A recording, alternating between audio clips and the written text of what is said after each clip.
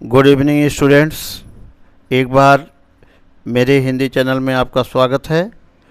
कक्षा 10 के विद्यार्थियों के लिए ये पहला चैप्टर जो स्वयं प्रकाश द्वारा रचित नेताजी का चश्मा है, उसी के संदर्भ में मैं उसी पाठ की समरी को हम आपको के सामने प्रस्तुत करना चाह रहे हैं।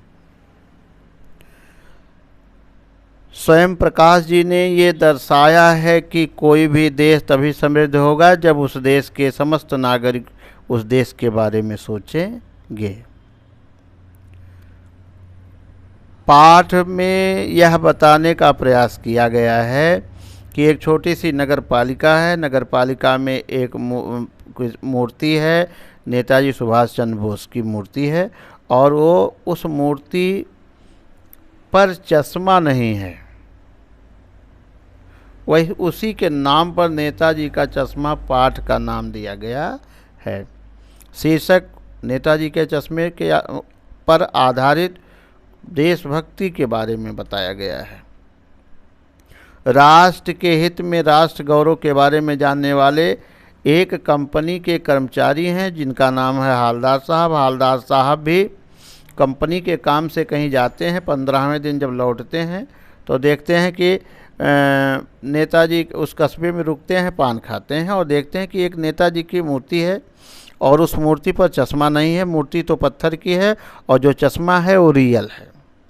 रियल चश्मा लगाने वाला एक व्यक्ति है जिसको लोग कैप्टन चश्मे वाला कहते हैं। जब इन्होंने पान वाले से पूछा कि वो कौन है तो इन्होंने बताते हैं कि पान वाला है, वो कैप्टन चश्मे वाला है। इनके मन में कौतूहल होता है। वो कहते हैं क्या वो मिलिट्री रिटायर है।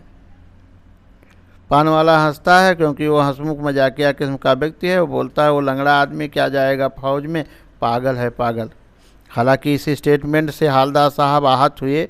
उन्होंने स्पष्ट कहा कि इस तरह से लोगों का मजाक उड़ाना, जो देश के भक्ति के बारे में देशभक्त हों, उनका मजाक नहीं उड़ाना चाहिए। मैं भी इस बात से सहमत हूँ।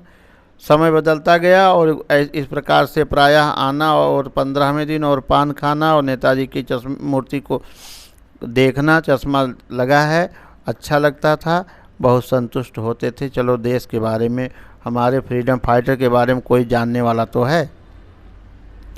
लेकिन एक बार जब वापस आते हैं 15वें दिन तो देखते हैं कि मूर्ति पर चश्मा नहीं लगा है।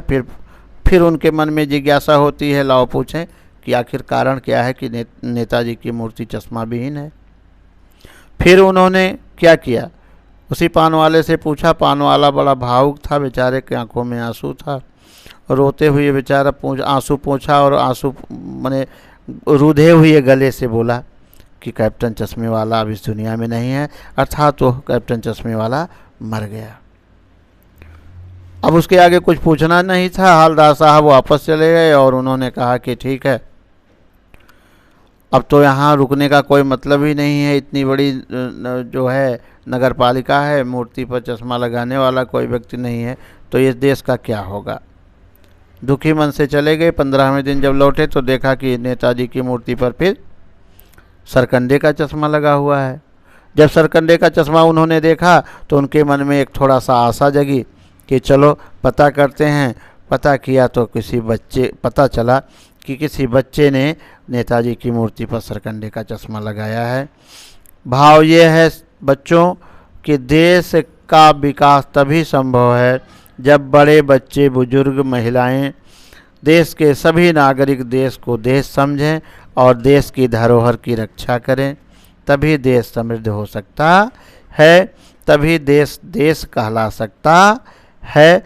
मुझे उम्मीद है कि आपको वीडियो पसंद आया होगा, और वीडियो पसंद आएगा तो लाइक ज़रूर करिएगा, चैनल को सब्सक्राइब कर दीजिएगा।